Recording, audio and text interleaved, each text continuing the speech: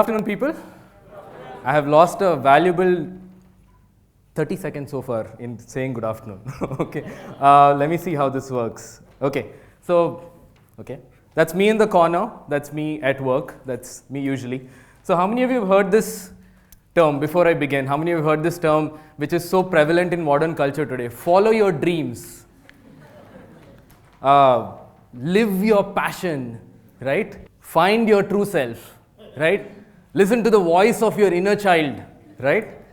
And then we have modern heroes like this, because everywhere you see, you're a loser if you don't start up. You're a loser if you don't quit your job. You're not cool enough if you're settled. Arey, campus placement, you're taking a job.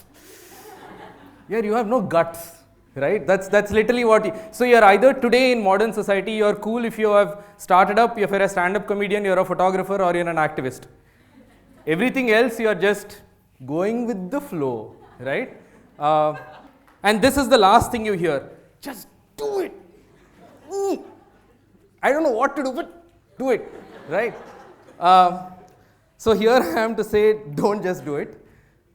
If you are going to do something, do the best you can do at it and be the best you can be at it, right? So the rest of my presentation today is not about the fact that I'm doing something, that I'm a photographer or anything, but exactly what I am doing with my photography and how I got to this point. So this is me on a regular day. I lie down on grass.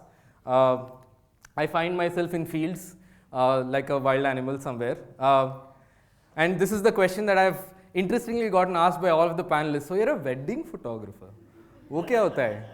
Like, really? And it's funny because this is exactly the way my parents reacted 8 years ago, right? Like, my dad flew down from Brazil, I think he was in, and he was like, we need to talk, right?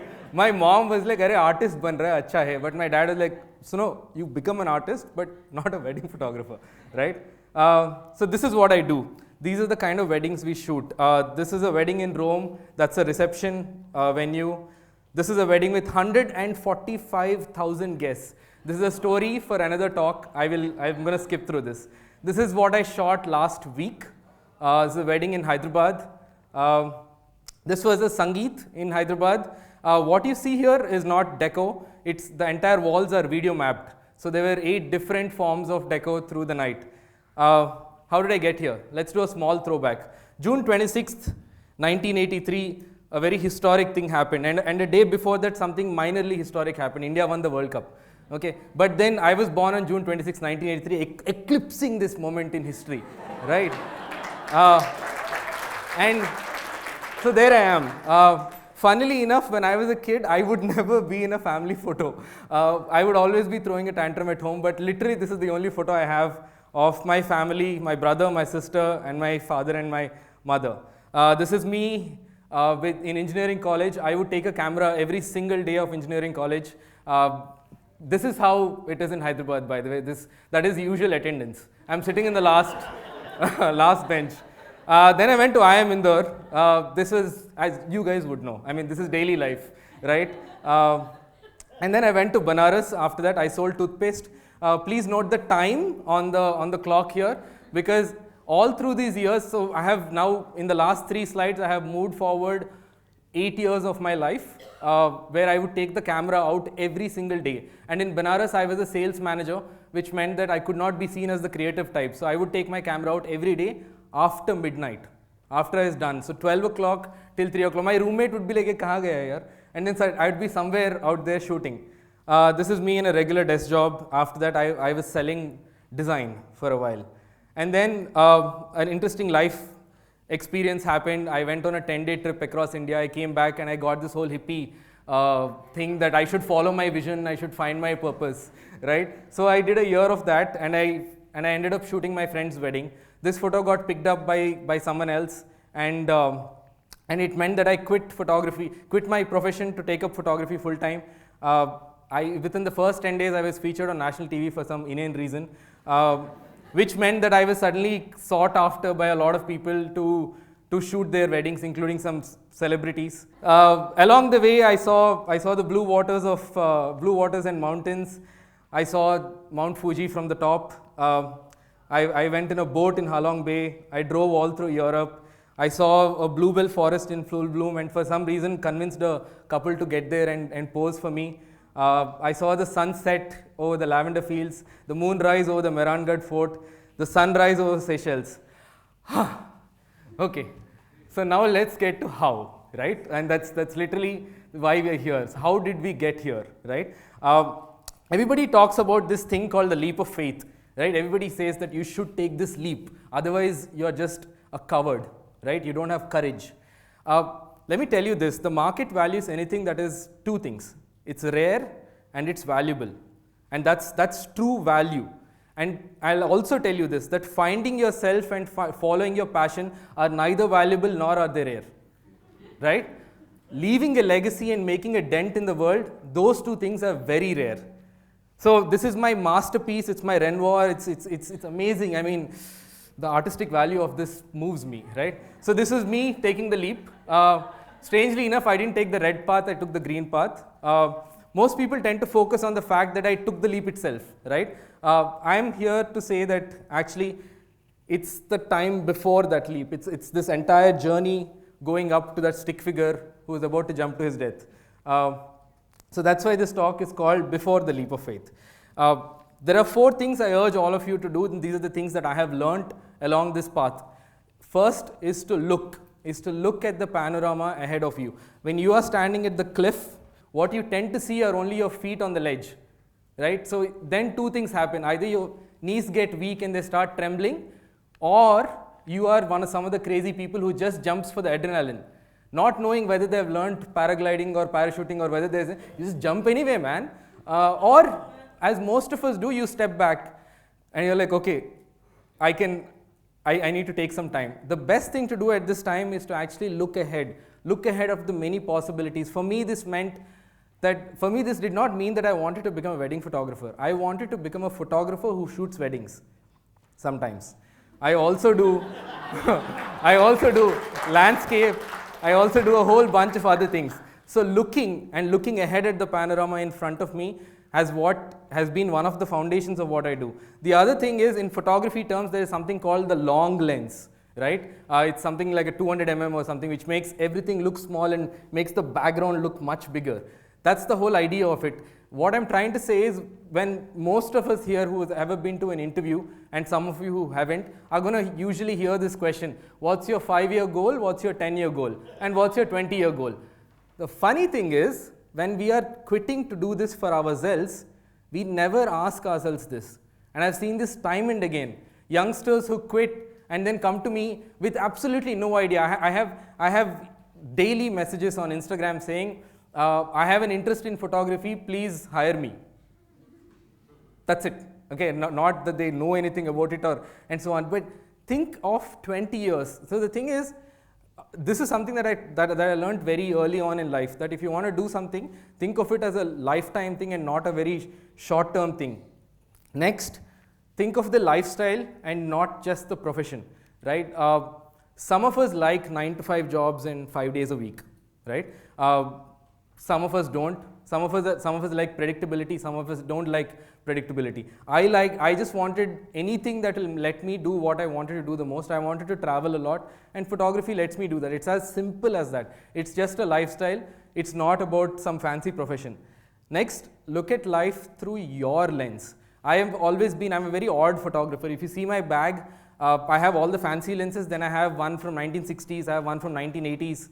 I actually have these marked, and they're completely damaged and whatnot. They do these interesting effects that you see here. If you should need to see this picture bigger, but they tend to blur out half the image. They have a lot of flaws. The good thing is that view is uniquely yours. Society tells you that traveling is good for you, right? How many of you see this on Facebook every day, right? That you need to travel.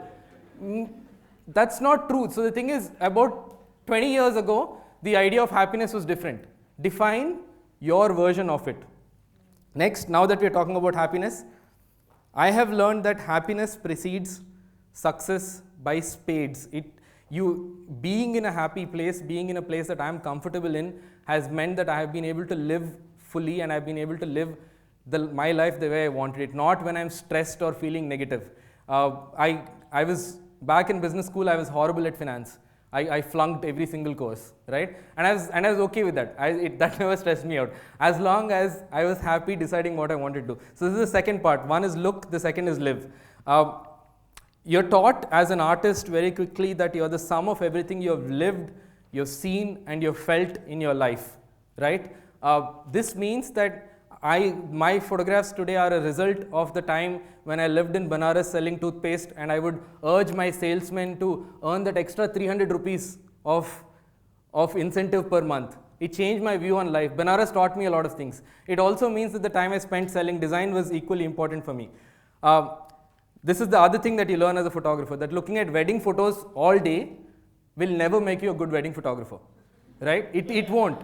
It's about expanding your view and being able to bring in investing time in yourself. So what does this mean for me? So I've always been, as a kid, I've been a big fan of Nat Geo. And images like these may mean nothing to you as a wedding photographer, but they can result in images like this, which become part of your subconscious, right? I've also been a big fan of Magnum and photojournalism and Steve McCurry and whatnot. This is a camel against oil spills. This can't possibly result in a wedding photo. It can, right? It can, because those things get printed into your mind, which is a good thing. And importantly, at the end of all this, my art is me. My service, my work, everything I do with my camera is me, and that's my source of happiness. Finally, number three is learn. This is the crux of everything that I do, and it's the one thing that sets me apart in my honest opinion, is that I learn every single day. There's this interesting concept called the creative gap. I remember I said that happiness precedes success. I said it because success is a forever moving goalpost, right? Success is forever moving. You make a great image, you want to make a better image. You have a great job, you want a better job. You make $1 billion, you want to make the $10 billion. How can you be happy if your success is constantly moving? And that's the thing. So the journey along in the middle, the pursuit of that goal is literally what happiness for me has been. The goal keeps shifting. It's a constantly moving object which you'll never get. And the day you do, you've kind of finished your career right there. This also means that it's a life of constant disappointment. Trust me, every time I make a photo, I see flaws in it. Every single time, right? And this also means that the day so the few photos I'm showing you today are the ones I genuinely like. That means there's a rare pat on my own back that I give myself, right? This is a life of constant disappointment. Here's the funny part. We live in a life of social media, so if any of you pick up a DSLR today, take a photo, post it on social media, it means you'll have 10 of your friends saying, if you're in Maharashtra, they'll say Masta each, Bari, right? If you're anywhere, they'll say nice, wow, awesome, kya banaya hai and whatnot. It's a shit photo, right? But people will applaud you. And that's the problem with social media. That means it's zero disappointment, which means your standards are super low always. Which brings me to my next point, that this is a constant journey of self-evaluation. What your friends say about you is immaterial. As kids, we were taught that you're the most beautiful person in the world to your mother, right? Social media is exactly that. Those in your friends list, and see, there's a reason somebody's following you. Nobody follows you because they hate your work, correct? They follow you because they like you as a person, so they will say nice things. So this is a constant source of self-evaluation, and for me, it meant that it's nothing but mastering my craft and continuously looking at flaws in my own images. It's also a very lonely path, as this poor gentleman in Antwerp. And master your craft essentially means, okay, for those who can't see it, I have a zoomed in version also. Mastering your craft literally means one thing. It means that you learn without time limits. As somebody who's in an education system, Jitin had spoken about this in the morning, our education systems are geared towards saying you earn a diploma in 2 years, you do a course of 6 months and so on. But as kids, if we were taught to eat in 2 months and said after 2 months we won't teach you at all, right? Or after 3 months you will not be taught your mother tongue, where would you be today, right? And as we grow older, somehow the world seems to put time constraints on us. And that's the one thing that you need to fight against as somebody who's doing anything creative. So mastering your craft literally, for something like this, is a photo that took me 3 months to make, by the way. It was of that much of planning and whatnot, and it all finishes in 1/200th of a second. Find your inspirations. This part is important for me. Find your own inspirations. It can be anything. It can be A.R. Rahman, it can be Sachin Tendulkar, it can be anybody. But find your inspirations and be inspired. After you do that, finding your inspirations and listening to them is a lot like listening to A.R. Rahman sing the national anthem. You get goosebumps on your hands, right? But you don't know what to do with those goosebumps. You feel patriotic, you feel it, but you don't do patriotic, you don't know what to do. So immersing yourself means asking the questions. Finally, find time for love. I don't know how important this is, and I cannot stress how important this is. First, love what you do, and it's not just about doing what you love. I have always loved what I do, whether it's wedding photography, whether, as I said, flunking in finance, or today it is directing films, whatever I do.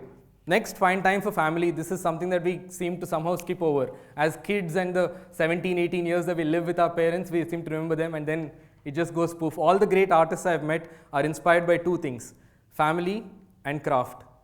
Finally, find time for love of the romantic type as well. I was invited 4 years ago to speak at TEDxMICA in Vizag. At that time, I had convinced a girl to come to the Kalagoda Arts Festival, and because I thought it will make me seem fancy like an artist and not like a boring business school guy, right? So in five days from now, I'm going to be marrying that girl. So find time for love, right? After you do all this, take that leap. Take that leap. If you don't want to take that leap also, it's fine. Remember what I said, define your form of happiness. But if you do all of this, you will not just leap, you will soar. You will soar, you will get lucky, because all this preparation leads to nothing but luck, right? And you will have awesome clients who are your best brand ambassadors. And if you do all of this, the last thing I have learned is to share without constraints, is to teach and to speak, because when you do, you learn how little you really know. All of this concludes in this, basically, that for me, this is not about the struggle. There's no romance in it. There's no nostalgia in it, right? All of us in this room are blessed enough to spend anywhere between 500 to 1,000 rupees to sit here, to be in this air-conditioned auditorium, right? So the struggle is for those who could not get this opportunity. I see so many people who get this opportunity to live life fully and let it go for some vague dream and artistic impression of following your dream, right? All I'm saying is spend the time to look, to learn, to live, and then finally to love. Thank you.